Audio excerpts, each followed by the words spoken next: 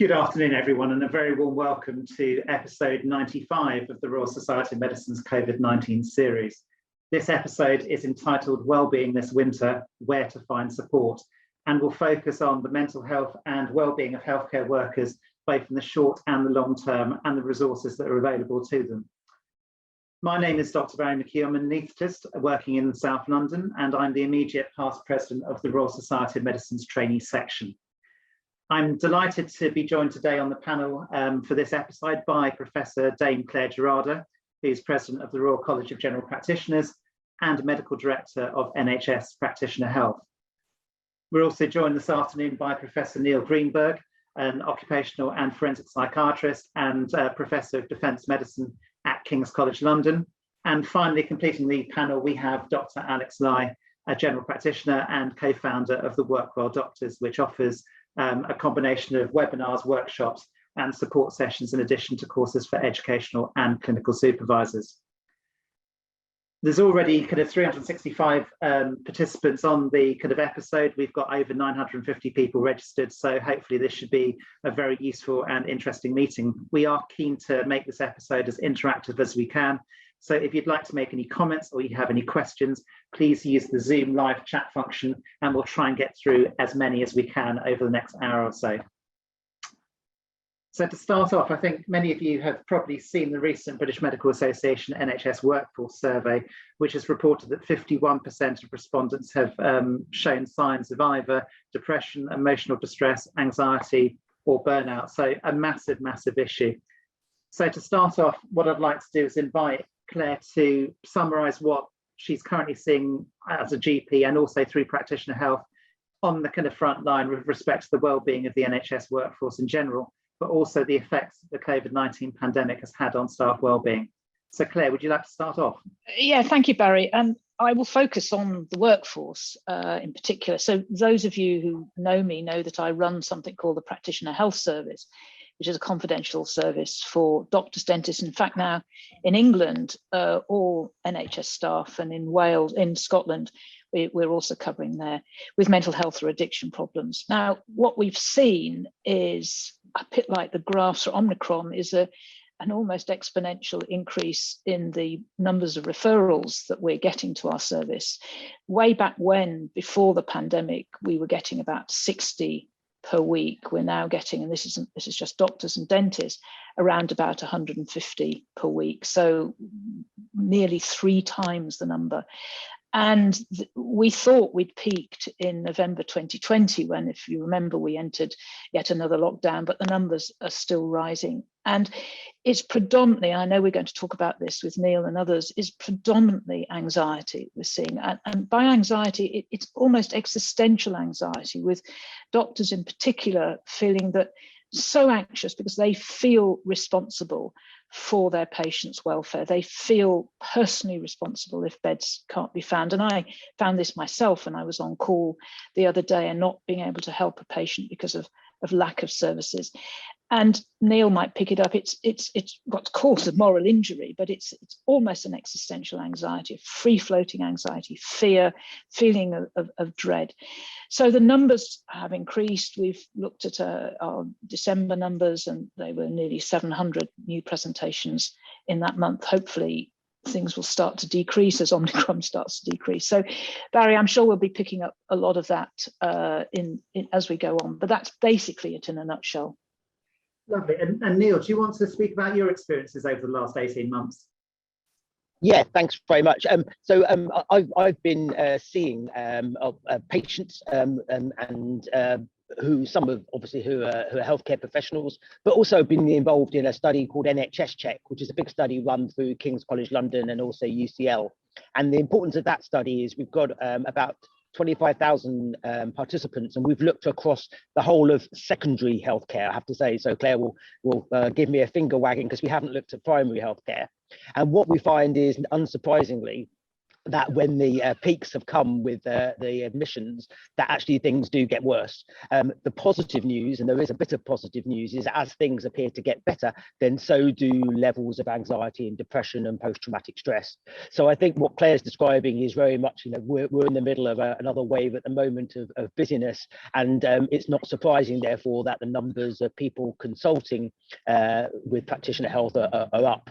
What we would hope is that over time, while some of them obviously will need treatment, no doubt about it, actually the existential anxiety that Claire mentioned should hopefully also begin to get better, assuming of course the pandemic does. The other side is, I think what we do see quite a lot of is what's called moral injury. This concept that you want to try and do your best, but actually the situation prevents you from doing it. And I think what we will see in the longer term is hopefully good trusts and good primary care settings will find ways to try and help staff talk about these challenges, because there is no right answer, and that moral injury has the potential to go on and cause depression, anxiety disorders, or PTSD. So it's not an illness in itself, but it's a concept that really is applicable to the current situation, and we find it a lot. And just to finish on one slightly more positive note again, we also see quite a lot of experiences of what's called post-traumatic growth. Now, we're not seeing very much of it. We're not hearing a lot about it at the moment, not surprising because there's a lot going on. But there's no doubt that some people will come out of this, if we do come out of it, in a much more positive state than actually they went into it. But that's looking. It's lovely to kind of finish on a kind of positive note there as well. Alex, obviously you're working as a general practitioner on the front line. Do you want to talk about a little bit about your personal experiences and kind of how the kind of Work Well Doctors has kind of been involved in kind of helping and supporting people over the last 18 months? Sure. I certainly mirror what the other two have said. Only yesterday I had a consultant neonatologist who has essentially reached the point of anxiety where she feels she can no longer continue with on-calls. But over the last 2 years, we've worked with hundreds of doctors, nurses, everyone from trainees to consultants. And there just has been this building of exhaustion when we get them to do, an exercise on what are the main types of emotions they're experiencing. There is that guilt, dealing with that uncertainty, the anxiety, and also, highlighting when they're experiencing that compassion fatigue and starting to exhibit those early signs of irritability and the concern, because we've lost those corridor conversations with our colleagues, that actually we're not getting that interaction that's helping to support each other. So really we've been sort of going in as a secondary measure to try and stimulate this conversation. And, the positive thing is that I keep saying with COVID, it's shone a spotlight on staff wellbeing. And so that is the silver lining of COVID, in that we are now starting to see the tide turn and, trusts are incorporating it. And again, it's not, any replacement for increasing workforce and, managing workload and demand, but we still need to have those constant reminders to be able to review those structures, because it will take time. And we're seeing that continuously. It will take time to recover from this pandemic. Perfect. I think kind of what we've kind of learned from what Claire, kind of Alex and kind of Neil have said is that it's really important, despite the fact that the NHS is under huge amounts of pressure and kind of your sort of personal and professional lives are massively affected, it's important to achieve a kind of adequate work-life balance.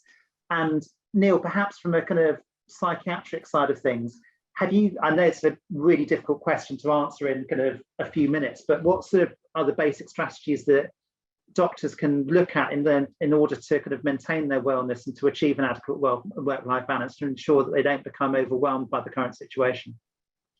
Well, yeah, it is a difficult question, particularly in the current situation where everyone's incredibly busy.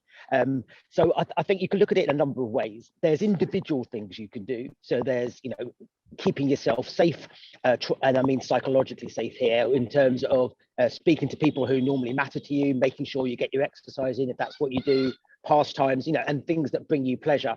Is you need to find time in your day to say no and to get those things that matter to you. I think what matters more, though, is interventions at team level.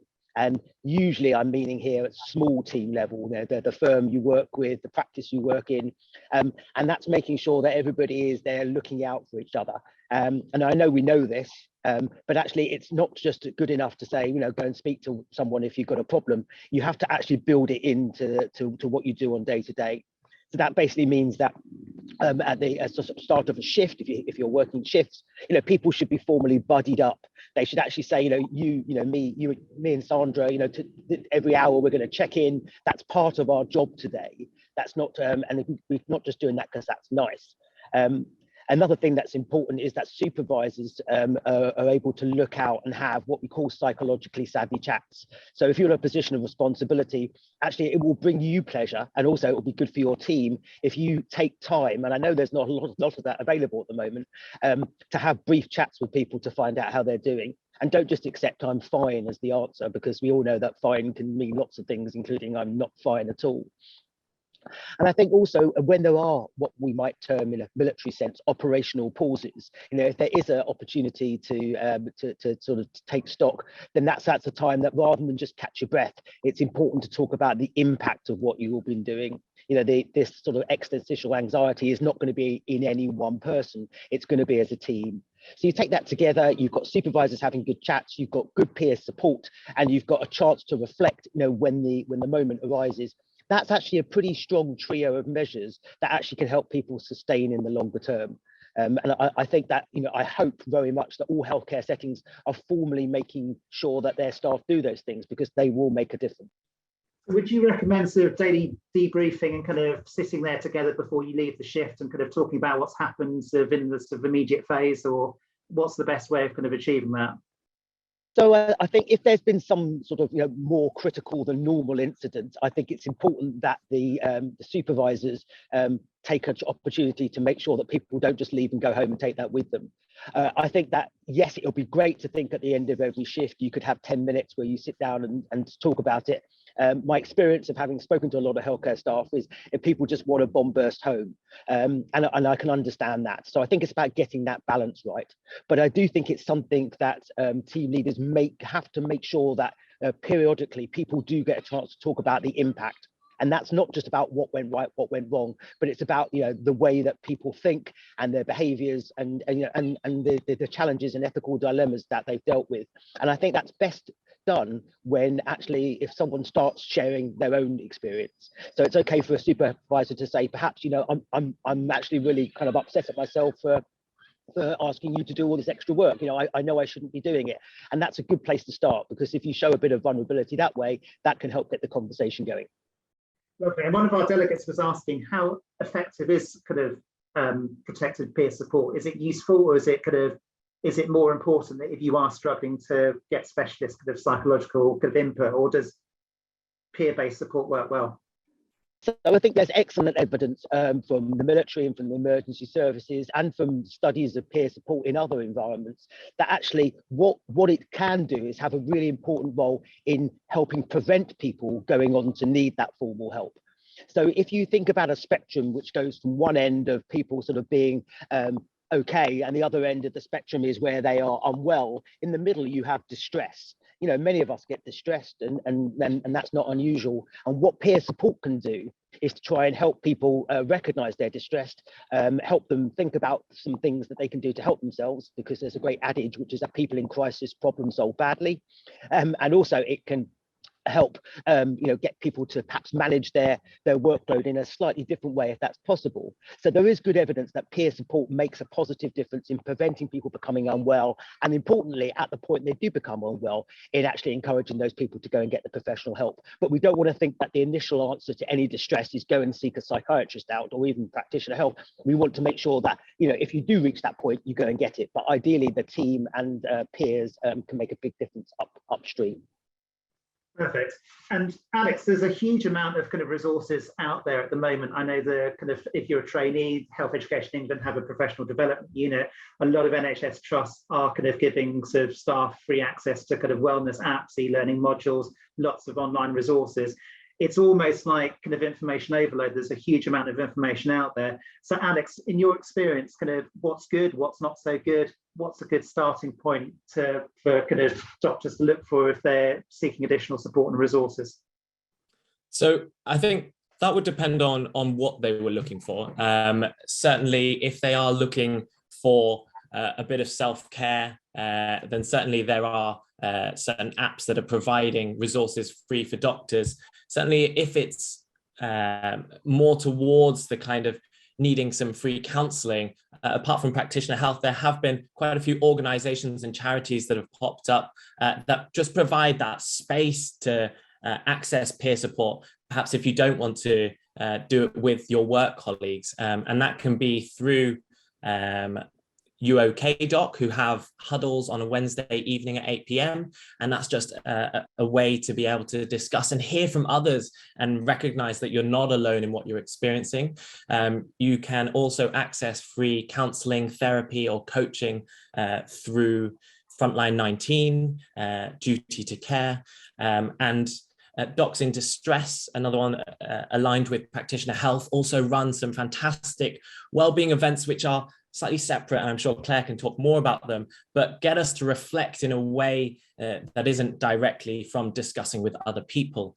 And then there are certain organizations that help in particular with dealing with grief, but then stepping away to just looking after yourself. There are ones which can focus on your own well-being if you want to take a break from work. And one of the things I talk about is very much boundarying off so that you are able to practice that self-care, because it is important in building our resilience. And that's not the be all and end all, but we know that, you know, building that strength means that we are less likely to be affronted when something goes wrong. And so it is so important to boundary off that time to be able to get those different types of rest, because we're all exhausted, but you know, sometimes just getting a good night's sleep won't cure that exhaustion. We need to be making sure that we are getting outside, getting into nature, you know, blocking off that time to spend with friends and family. And those are some of those good people to be able to just have a bit of sort of mindful conversation, which isn't about work and all of the COVID overload that we're dealing with. The thing I should say at this point is, to everyone who's been registered for this webinar, what we're hoping to do over the next few days is to send you out a link with a lot of resources that you can look through in your own time as well. So hopefully that will be very useful. Alex has alluded to the fact that even if you're not thinking about referring yourself to the Practitioner Health Service, the Practitioner Health Service website has a huge amount of resources. And Claire, perhaps you'd like to kind of mention that and kind of maybe have some additional comments as well. Yeah, I mean, I absolutely agree with Neil and Alex. The issue is, and I suspect those listening now, is we're in the equivalent of Maslow's hierarchy of need in terms of hierarchy of teams, because such is the peripatetic workforce that we're currently engaged in. People are 25% of the workforce are off sick. We're being moved from one place to another. We're on shifts which end and begin at different times. And I suspect even the impact of masks and PPE makes it very difficult to get engaged with teams. That actually it's very difficult to put in place what Neil has suggested with these end of session debriefing, with peer support at the end of a shift. It's very difficult. So we're right down at the bottom. And I think what Alex is suggesting, and also Neil, which is have those conversations with those closest to you, have those conversations with those that love you, that you love, with friends and family. Engage in mindless tasks. I'm not even going to say mindfulness, but mindless tasks. My mindless task is watching back-to-back episodes of Come Dine With Me. And as you've heard, try and switch off, try and just COVIDify everything. It's not just about COVID. There are other things going on in the world. Start to just try and take micro breaks from what's going on at the moment. And also, to a certain extent, accept that it is normal to feel tired, to feel anxious, to feel fearful, and to feel sad. These are normal emotions in abnormal times. And Yes, you will find a lot of material on our website. It's a free website, free to all of you. It's NHS funded. We put on, for example, we've got a book club, a Wounded Healer book club. We had Rachel Clark last week, and we've got other really good books. We have, just like those groups you heard, we have common rooms. Doctors in Distress runs groups for doctors online, groups around long COVID, shielding. So just go back to first principles of what you might tell others to do if they were feeling overwhelmingly stressed, which is seek help from those you love or those that love you, and try and just take micro times for yourself. Hopefully in the next few weeks, we'll go back to normal team working, more normal shift working, more normal groups where we can put in place those interventions that Neil's talking about. And also, I presume that your kind of clinical and educational supervisors at the moment and your kind of clinical leaders are taking on a huge amount of work trying to support trainees and staff. Barry, what I've found is that the problem we've got at the moment, and which is why, and just to personalise it a little bit about towards GPs, why there's so much aggression and aggro towards GPs, is that people are looking for somebody to look after them. And if you think about it, GPs are right at the front end. We see 1.2 million people per day. So people want us to protect them. And we're falling sick at the same rate as everybody else. And hospital doctors are falling sick at the same rate. So going back to the supervisors themselves are not wearing magic white coats that are protecting themselves from the impact of COVID. If anything, because in a way, it is last man standing, they will feel even more responsibility to stay at work, even more responsibility to give to their trainees in these times of crisis. So now, when everybody is exhausted, they too are falling over. So I think at the moment, my message to everybody, trainees and otherwise, is we cannot create miracles. We are in a time of crisis. We are in a time of exhaustion. And I go back to be kind, seek out the help from those that love you or you love, and just try and this isn't going to go on for much longer. I hope that all evidence shows that it isn't, and we will ride this together. But don't expect that those in authority and power have even more resilience than you have. You are incredibly resilient as doctors, and I think it's about we're all in this together. And I don't know whether Neil, I'd love to ask Neil, I mean, this must have parallels with active service. It must have parallels with people in wartime experience, when things start to fall apart slightly, when in the chaos of theatre, there aren't the lines of communication or whatever, or is there a parallel from the army that we can draw on? I think there definitely is a parallel from the armed forces. But the thing about the military that's different to the NHS is, of course, the military go away for 6 or 7 months. They do a hard graft for that 7 months, and then they come home. And of course, the NHS doesn't get that opportunity to kind of take itself out and then paint stones and spend a bit of time on barbecues. But I think what the parallel that is useful is that what the military does very well, particularly when it's deployed, is to work as a team, is to do all those things that we've talked about, which is basically to look out for each other and to really try and instill as much as you can, no matter how much threat you face, that you've got each other's back.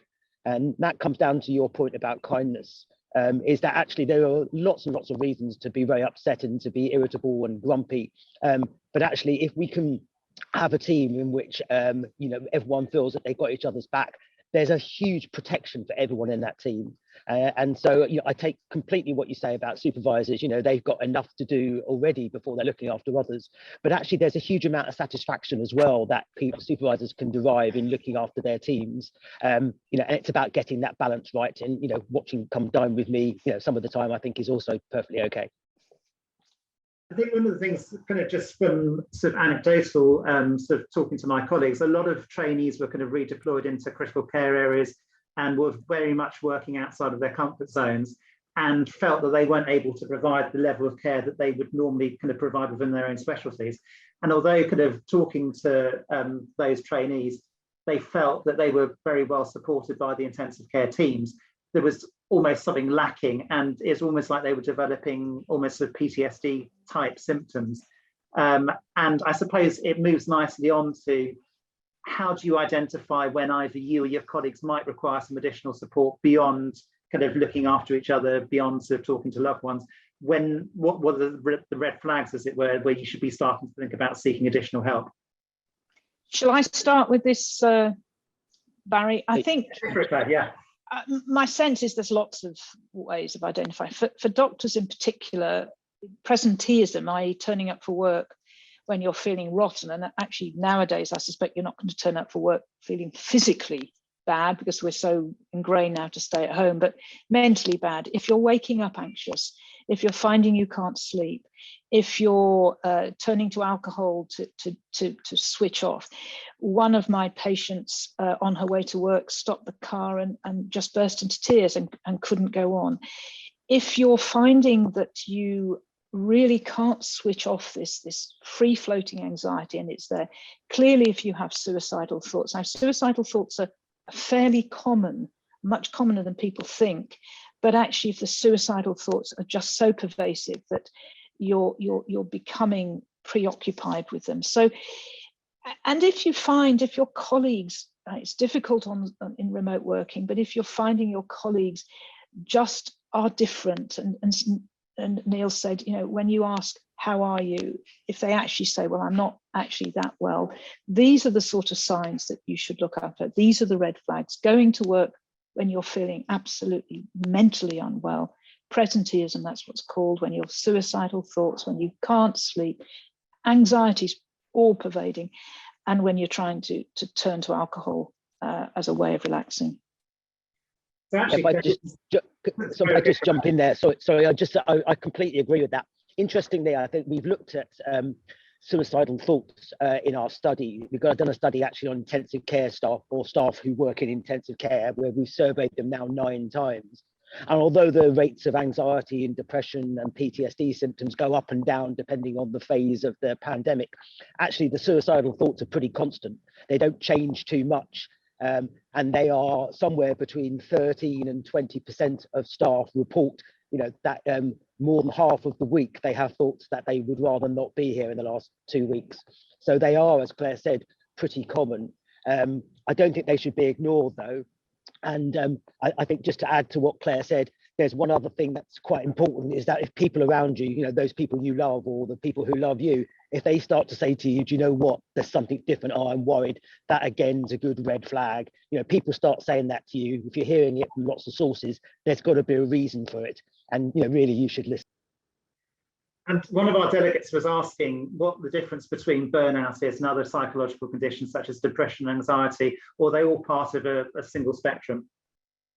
So burnout's not a diagnosis, so it's not a mental health condition. If you look at the International Classification of Diseases, Volume 11, which actually is great to look at if you can't sleep, because a couple of pages of that before bedtime is far more effective than Zopiclone. But you will see it in there as a health-related condition. So it's something which is relevant and it's important. And you can kind of think about it as a spectrum where people move from being well to being distressed to being burnt out. And that places them at increased risk of suffering with depression or generalized anxiety disorder or some other condition. So burnout is absolutely, it's a good indicator where you're tired, exhausted and demotivated, that really you don't want to let yourself go further and then become formally depressed and need treatment. So it's an indicator you should be pulling back or doing something. Right. And Alex, is there anything else that you'd like to add on that? I was just going to say, I once got asked, how will I notice if someone else is struggling with their mental health? And so one of the important things is to have those daily interactions, because we'll never recognize if they're unwell if we don't know what they're like normally.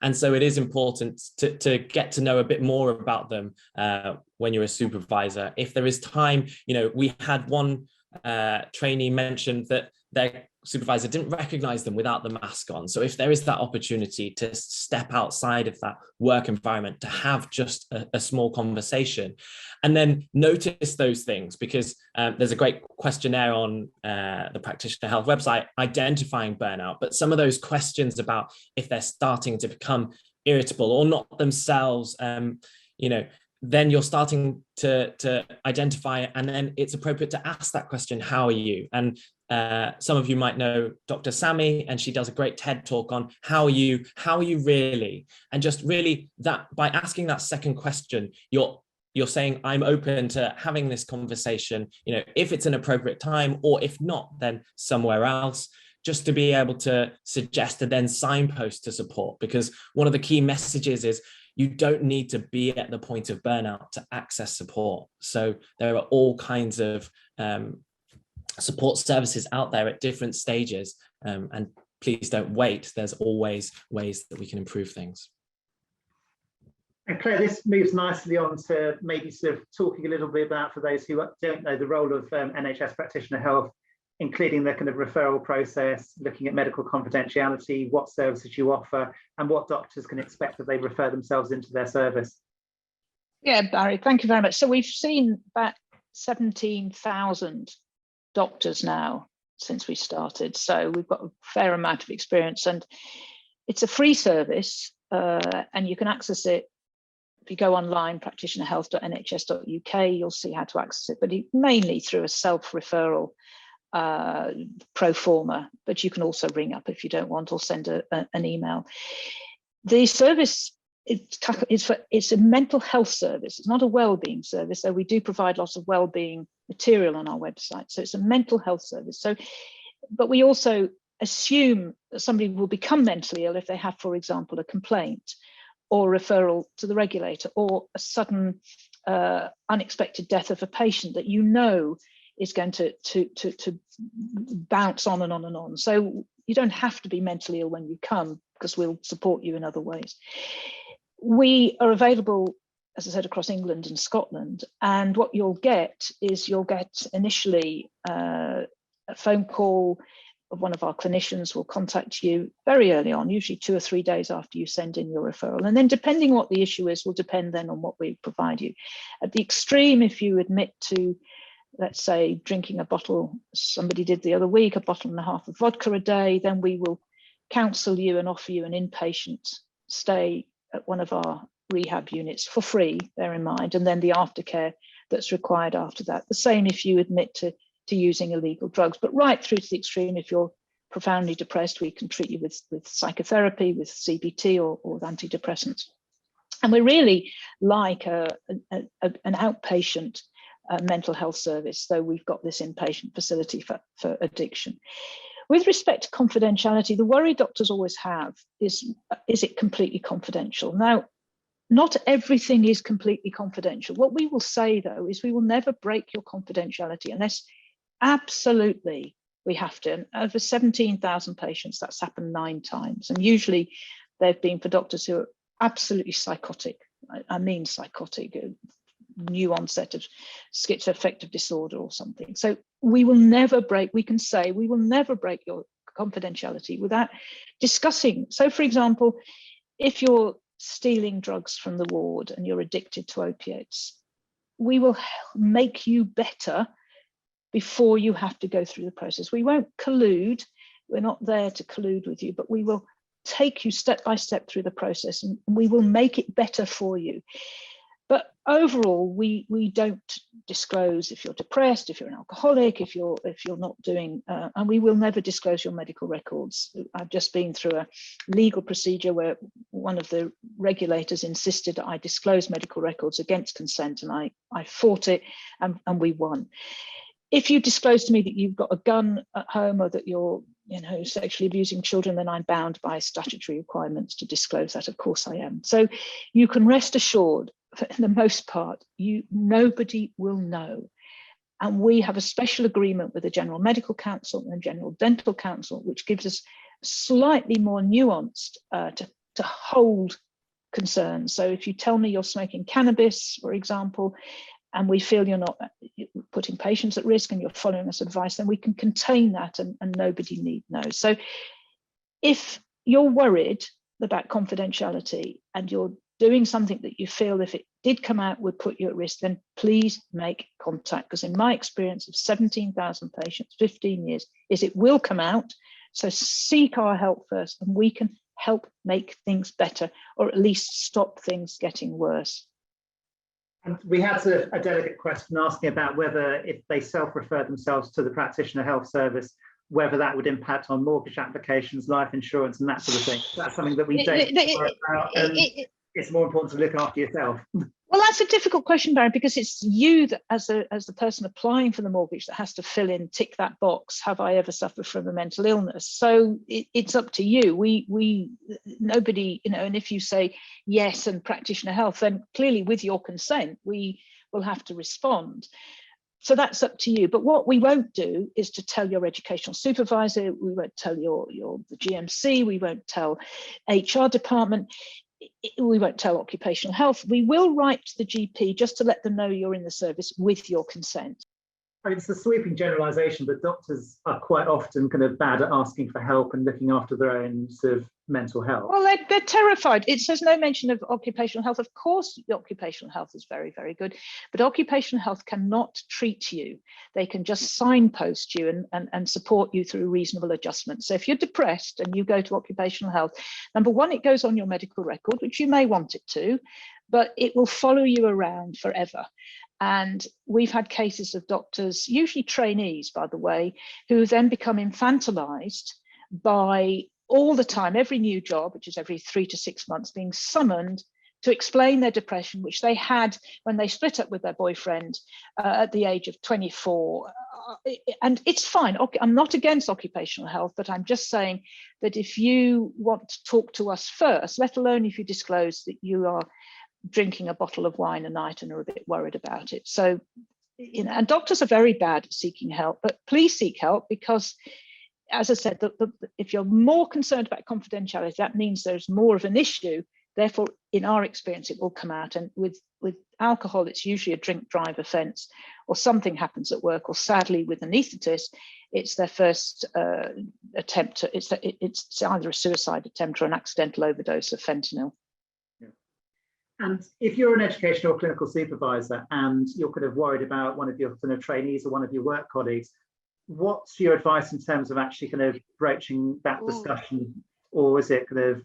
Well, broach discussion, like you would, as Neil said, how are you? How are you really? And we do get referrals because you can't be referred to our service, it's not part of performance management, but we do get educational supervisors contacting us and saying, look, I'm really concerned about Joe Bloggs, what should I do? We'd say, look, why don't you copy us into an email with them? Why don't you talk to them? So we do encourage, but once they've connected with us, we will not disclose that to the educational supervisor. That's not our job. Okay. And we're watertight about this. We're watertight. If we breach, nobody will come to us. You won't come to us if you're drinking a bottle of gin a day, if you think we're going to tell somebody. And Alex, this might be a good opportunity for you to talk about kind of how you founded the Workwell Doctors, kind of what the Workwell Doctors do, how people can access your services. Sure. So it was actually an idea that was formulated with some colleagues from the RCGP. We were part of a wellbeing working group, and then the pandemic happened, and it really kicked off with just providing the space for trainees who are going through some of that uncertainty with exams changing and redeployment, and it's now developed into working with a multitude of NHS professionals. I think we've spoken to not nearly 17,000, but over 1,000 variety of NHS professionals, and recognizing that we are not a substitute, as I mentioned, for the overarching organizational issues that is being mentioned in one of the Q&As, but certainly reminding staff how to prioritize their own well-being and build that team resilience and open that conversation for change and innovation. Because for too long, we're always saying, oh, we'll change it after the pandemic, but post-pandemic isn't coming. So it's important to review what's been introduced, what's been taken away, and what needs to come back and what still needs to change, because we have had those well-being breaks and coffee breaks introduced, and some of those debriefs that probably need to stay. And so what we've been doing is working with various organizations, and you can contact us or access us via our website, which also has a host of resources, www.theworkwelldoctors.com. And then we're happy for you or your educational supervisor or your postgrad educational center to contact us via the website or via email, and we'll send that out after this webinar.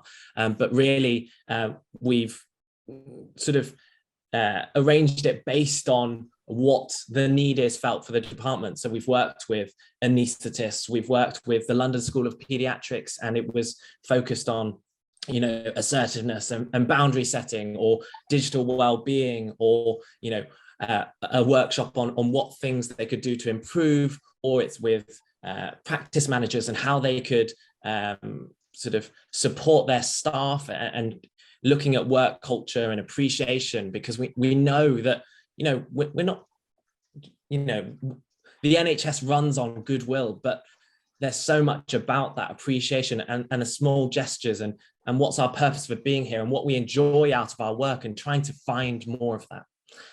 So yes.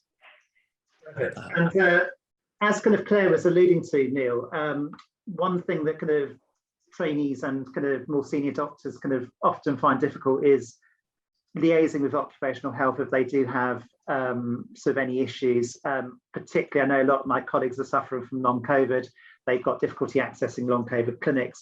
They want to change their working practices in terms of kind of night shifts and kind of weekends and that sort of thing. How do you negotiate and navigate around that kind of occupational health referral system? How do you negotiate with trusts, particularly if you're in training programs and you're expected to do certain work patterns and certain rotas? So I think the key thing with occupational health, just as Claire said, is you know, it has its place. It's not the confidential service that practitioner health is, but what it absolutely can do is to be your advocate in order to get things changed within your organisation. So there's that great term, which is reasonable adjustments. And, you know, sometimes out there are managers who don't seem to want to be particularly reasonable. And so certainly from a mental health point of view, we work closely with occupational health providers, and what the OH people are really good at, you know, obviously it's not as confidential as practitioner health, is actually trying to be your advocate and ensuring that actually organisations and particularly managers, even when they don't want to do something, actually there is a law out there, there's the Equality Act that you know, directs that people have to make reasonable adjustments. And although the Equality Act only officially sort of kicks in after a year of having a long-term health problem, most HR professionals will recognise that actually it's better off making reasonable adjustments early on, not waiting till someone's been off for a long period of time and then would qualify under the Equality Act. So I would strongly advocate that actually if you are having difficulties with your managers, or if you are, you know, concerned that you don't want to speak about your health problems with them, then actually an OH professional really can make a difference. And one of the interesting, well, I think it's interesting anyway, sort of research findings is actually, if you look at mental health care delivery, say treating people with cognitive behavioural therapy or with medication or whatever you look at, actually, if you have an occupational focus to that treatment, so you see that work, staying at work or returning to work is a health outcome, then you're much more likely to get people back to work than if you just say, well, I'm only here to treat the symptoms, you know, that's work's not my job.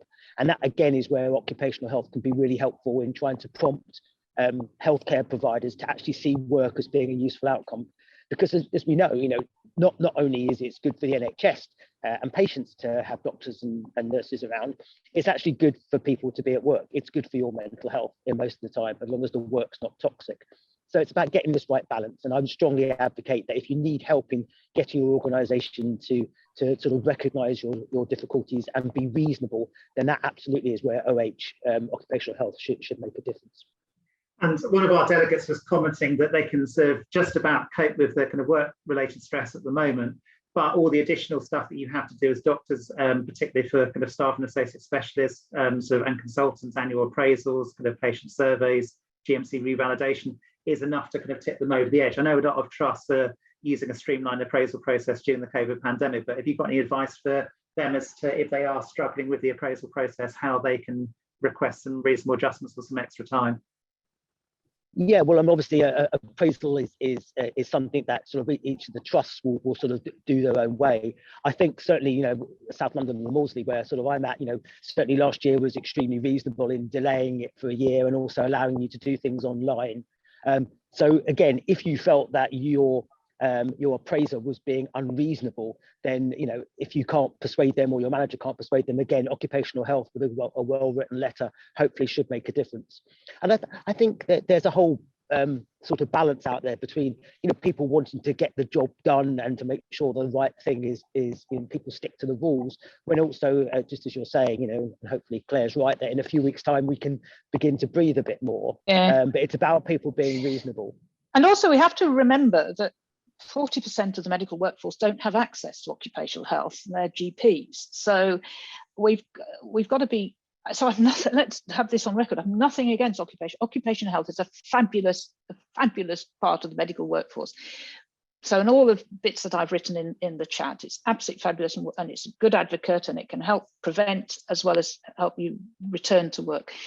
But it's not the whole story, and it's also not available to, if you're a peripatetic doctor, if you're a locum, and many particular GPs are peripatetic, it's very difficult to access OH. And even if you do, you've then moved trust, so it's difficult to have continuity of care. So it's important that if you're struggling with mental health issues, that, I mean, bottom line is you can go and see your GP. It's a very good place. Clearly we're a bit busy at the moment, but it's still a good place. And there are other services that you've heard. So I don't want people to go away and think that Dr. Claire Gerada is against OH, because I'm not. And actually, Claire, obviously you're president of the Royal College of General Practitioners at the moment. A lot of people are doing some really good stuff locally. On a kind of national kind of strategic level, what are kind of the Medical Royal Colleges, Health Education England, the Department of Health doing to sort of support kind of well-being of doctors in the future? Yeah, I mean, Alex mentioned it at the start. I mean, COVID has been a catalyst, hasn't it? They were all involved anyway, just before the pandemic. HEE published a report, GMC published a report, the Academy published something on resilience. I think it was on resilience. So people would, but nothing was being done. There was a lot being talked about and a lot of photographing, what I call photographing of the problem, but that was about it. And bear in mind, pre-pandemic, and Alex might remember this, trainees didn't even have a place to hang their coat, let alone a place which they had at the beginning of the pandemic to sit down, you know, and have a comfortable chair. And some even had a bed to lie in. The idea of getting hot food at night, unless it was from a vending machine in a microwave, was impossible. Whereas during the pandemic, you had people falling over to give you hot food. So what the pandemic has done is catalyzed it. And all of these organizations now are really engaged in trying to improve the workforce. And my God, it has to be done, because if you don't look after your workforce, as we're seeing now with people sick and isolating from COVID, there's nobody to treat. If you don't have a bus driver, you can have a bus full of passengers, but there's nobody to drive you anywhere. So the most important part of all of these organizations now they're seeing is the core part is looking after the well-being of the people they represent. And we've actually got a couple of kind of delicate questions which have come up. There's one from a retired consultant who's saying that how can retired consultants provide face-to-face support for their younger colleagues? And also we've got someone who's a member of a patient participation group, and they were just wondering what PPGs can do to support NHS staff at the moment. So I can answer the PPG group, because I'm also chair of our local medical committee, which is a statutory body representing GPs in an area. And PPGs can definitely contact their GP surgery. They can help. You know, the BMA has released a survey and a web page that looks at supporting your local GP practice. You know, your stories can help combat some of the abuse that general practice has been facing in the media. And it's always that personal patient story that is more important to the British public, you know, showing that you have been receiving good support throughout.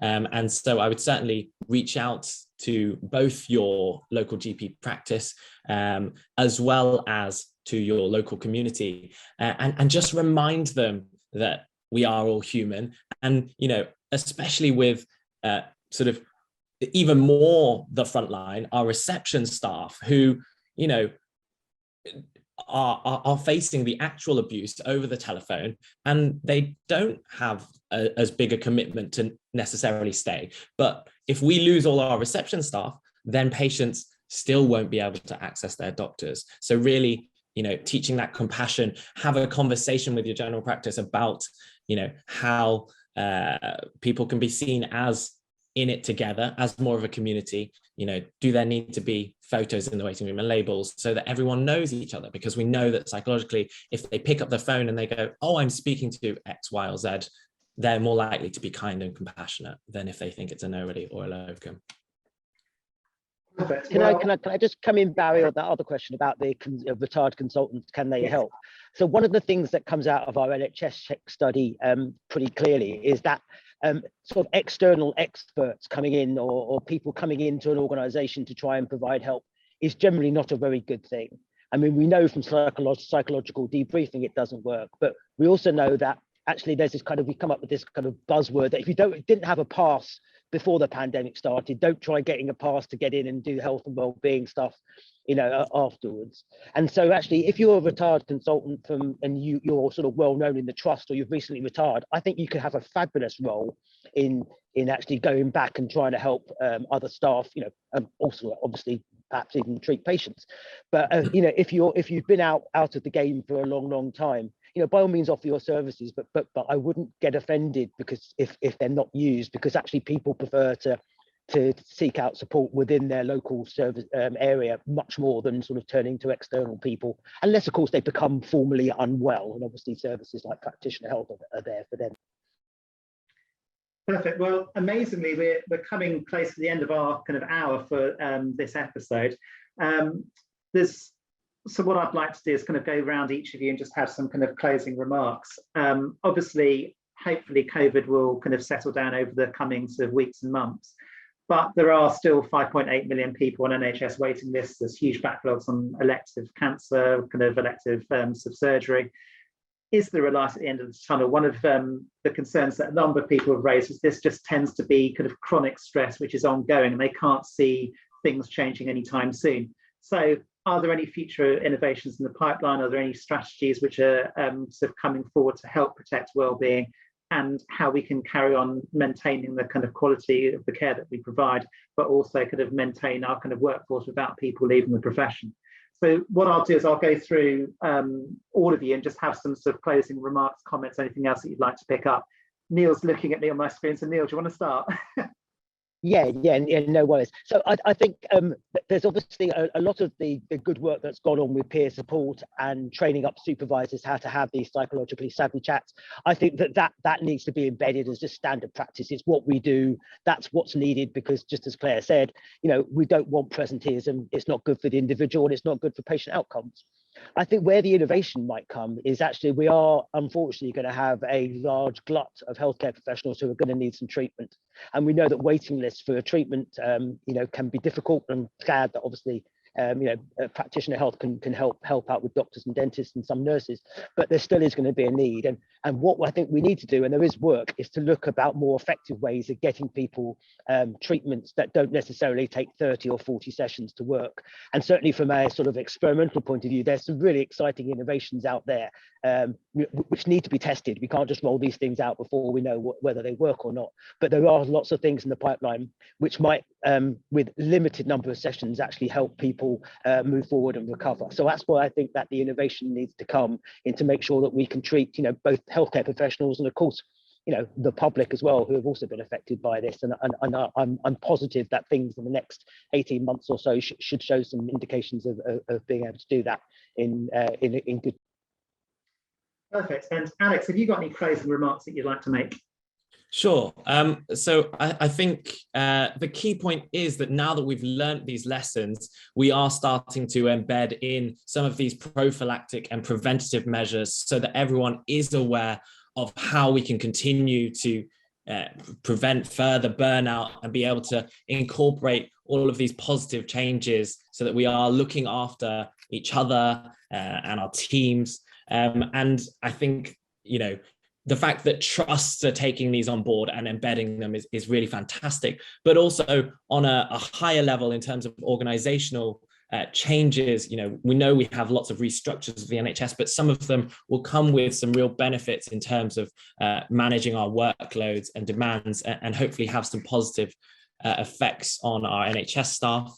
And then lastly, the fact that so many organisations have come about, they will continue to provide ways that remind us to focus on being more than just the doctor, and making sure that we are here for the longer term and for the future of the NHS.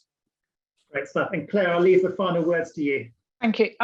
Well, I agree with more or less everything that's been said, but I slightly disagree with Alex. I don't think we have learned.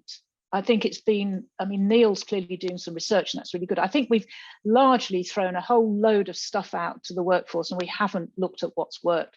So I don't think we're in a very good position to say, what do we need going forward? So actually what I think we need going forward is we need an academic body headed by someone who knows what they're talking about, to basically bring all of these strands together, to hold the health and well-being of the workforce to mind with proper resources, to look at what the research and development, to make sure that it holds to account the NHS around making sure that there set standards for health and well-being in the workplace, and also starts to look at what interventions should be in place. So I think if we're going to learn anything from COVID, it's about bringing together and looking at what has worked and what hasn't worked, but actually carrying that forward. The equivalent of the sort of CQC, but clearly not CQC, I don't know what we call it, the sort of health and well-being organization or whatever. So that's the first thing. I think the other thing which comes to my mind is that I don't think anything's going to be the same again, ever. I think people aren't going to go to work now with a heavy cold, ever. Maybe in 30 years' time they might, but the idea of us going into work when we are streaming with cold, I think what we need to do is not rush into anything, not rush into saying everything is going to be better once the figures have decreased. It's a bit like a bereavement. Some people are going to recover quite quickly, some are going to take longer. And I think going forward, we have to have lots of conversations with each other, online, remote, face-to-face, which is what we have to do. So we can all share our experience of what we've all been through and really start to build ourselves up and not rush into what doctors always do in thinking, well, I'm all right now, let's go back to my 8 PAs, etc., and just act as if we've got to, thank you, reflect and review, but also have this overarching body, which maybe Neil should run, through an academic department, but properly funded with all these expert bodies having a space and a place to take forward what we've learned. Great, well, thank you very much, Claire. And many thanks to everyone online for attending this COVID-19 series webinar. I hope you found it useful and informative. Please do fill in your feedback forms as well, because it helps us to organise and offer other events, and hopefully we'll be able to revisit this in the future. I'm sure you'll join me in thanking all of our panellists, Professor Dame Claire Gerada, Professor Neil Greenberg, and Dr. Alex Lai, and indeed everyone behind the scenes here at the RSM, from the AV teams to the educational content managers, who've all made this episode possible and made it free at the point of use as well. I'd like to mention a couple of things. The RSM have got a follow-up webinar on Spotlight on Long COVID, and that's in a couple of weeks' time, on Thursday, the 20th of January, with speakers including Dr. Elaine Maxwell, who's the former scientific advisor at the National Institute of Health Research, and you can register for that via the RSM website. The next scheduled episode of the COVID-19 series is on Thursday, the 3rd of February, and we've got panellists including Sir Jeremy Farrard, the current director of the Wellcome Trust. As I say, you can register for all of these events, and also if you are interested in becoming a member of the Royal Society of Medicine via the RSM's website at www.rsm.ac.uk. So, in conclusion, for me, the NHS is facing some of its biggest challenges since its foundation in 1948, and we're navigating through unprecedented times, unprecedented pressures. And the most important thing, as we've all said today, is over the coming weeks, months, and years, it's important that we look after each other and our work colleagues as well. And hopefully we can change things from the better, and hopefully COVID itself will create a sea change in well-being and kind of mental health support for NHS staff across all professions. From everyone here at the RSM, thank you very much indeed for attending the webinar, and have a very good afternoon. Thank you and goodbye.